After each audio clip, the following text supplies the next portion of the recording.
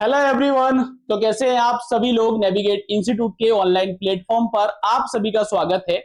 जैसा कि आप सभी को पता ही होगा कि 18/8/2026 को आपका ग्रुप 3 सब इंजीनियर का नोटिफिकेशन जारी हुआ था और 18/8/2026 से ही आपके एग्जाम फॉर्म फिलिंग जो है स्टार्ट हो चुकी थी। अगर अभी आप ईएसबी की साइट पर जाओगे तो आपको कहीं पर भी एप्लीकेशन फॉर्म फिलिंग की लिंक देखने को नहीं मिलेगी। मतलब कि ईएसबी के द्वारा अपनी एग्जाम फॉर्म फिलिंग की लिंक को हटा दिया गया है और एप्लीकेशन फॉर्म फिलिंग जो आपकी है कंप्लीटली स्टॉप्ड हो गई है।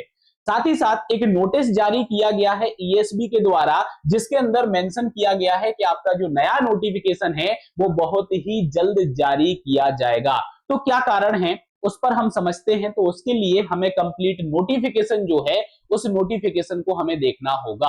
ठीक है, आप देख सकते हैं ईएसबी की ये आपकी साइट है जिस पर आपको जो है ये आपको फर्स्ट नंबर पर देखने को मिलेगा इंपोर्टेंस नोटिस।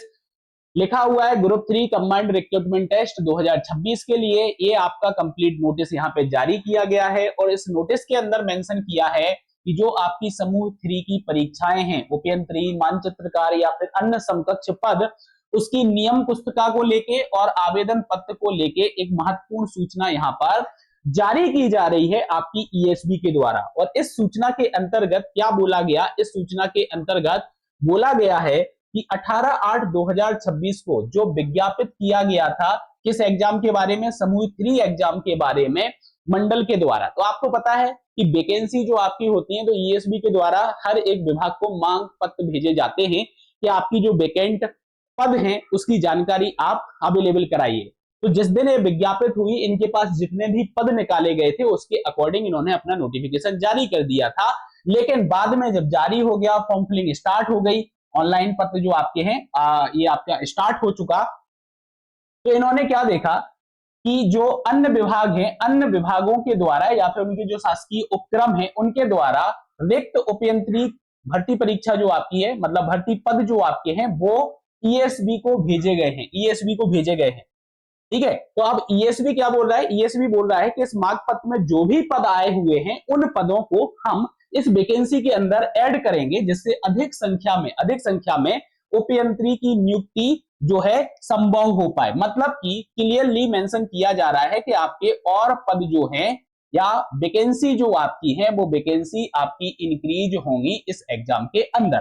ठीक है, जैसा कि मैं अगर थोड़ा सा आपको बताऊं कि 1040 टोटल पद थे। अगर हम इसके अंदर सब इंजीनियर के पदों की बात करें, इसकी बात करें सब इंजीनियर के पदों की बात करें तो लगभग लगभग सभी ब्रांचों के मिला के 866 आपके पद थे। ठीक है, ये आपके पद थे। तो अब ये वैकेंसी आपकी बढ़ने वाली है। साथ ही साथ आपको पता होगा कि 6/10/2026 को हमारी एग्जाम डेट भी आई हुई है। ठीक है, ये हमारी एग्जाम डेट भी आई है।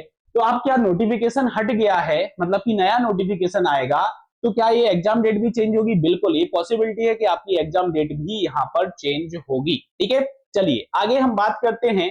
तो आगे इन्होंने क्या बोला है कि भाई ऐसा हुआ कि वैकेंसी जो है पद जो है हमें प्राप्त हुए, तो जो अभी आपकी नियम पुस्तिका प्रकाशित की गई है और जो आवेदन पत्र हम आपसे फिल करा रहे हैं, आमंत्रित किए गए हैं, इनको कंप्लीटली निरस्त किया जाता है। इसलिए आपकी जो है लिंक को हटा दिया गया है और अब जो नए पद यहां पर इनके पास प्राप्त हुए हैं इनको इसके अंदर समाहित किया जाएगा। तो समाहित करते हुए यथाशीघ्र नियम पुस्तिका एवं विज्ञापन को जारी किया जाएगा। मतलब एक नया नोटिफिकेशन आपको यहां पर देखने को मिलेगा।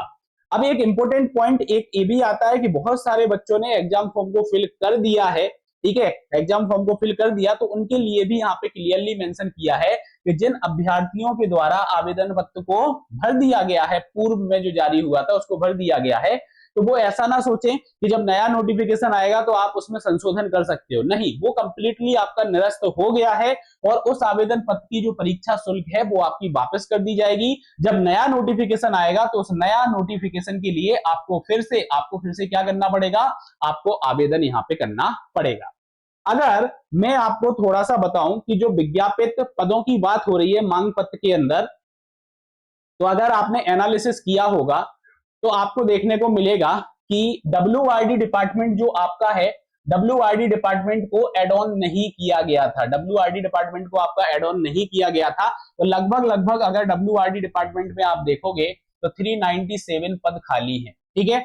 अगर जनजातीय कार्य विभाग की हम बात करें तो ये विभाग भी आपका नहीं आया है, इसके अंदर भी उपयंत्री सिविल के 79 आपके पद खाली हैं, ठीक है।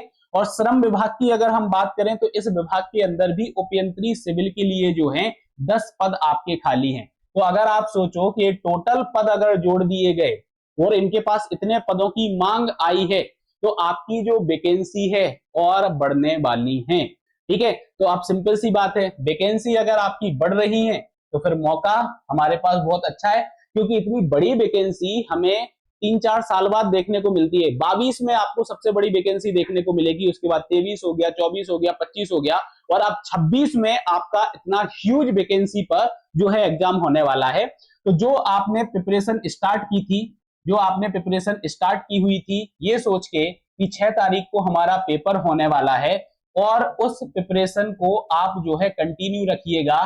फिर से ऐसा नहीं करना है कि हमारा नोटिफिकेशन हटा दिया है, फिर से नया नोटिफिकेशन आएगा तो हम फिर तब पढ़ना चालू करेंगे, ठीक है। तो आपका जो रिदम बन चुका है, आपने जो कंटिन्यूएशन रख लिया है प्रिपरेशन में, तो आप इसको कंटिन्यू रखिएगा, ये आपका बंद नहीं होना चाहिए।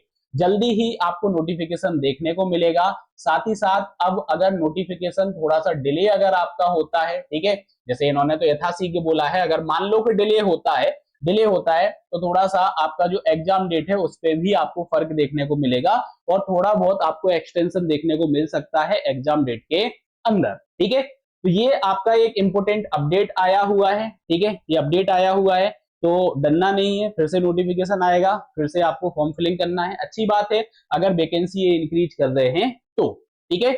चलो, तो अभी के लिए फिलहाल इतना ही। Thank you. अगर कोई और डाउट रहता है तो आप कमेंट करिएगा। मिलते हैं आपसे नेक्स्ट वीडियो में। Thank you.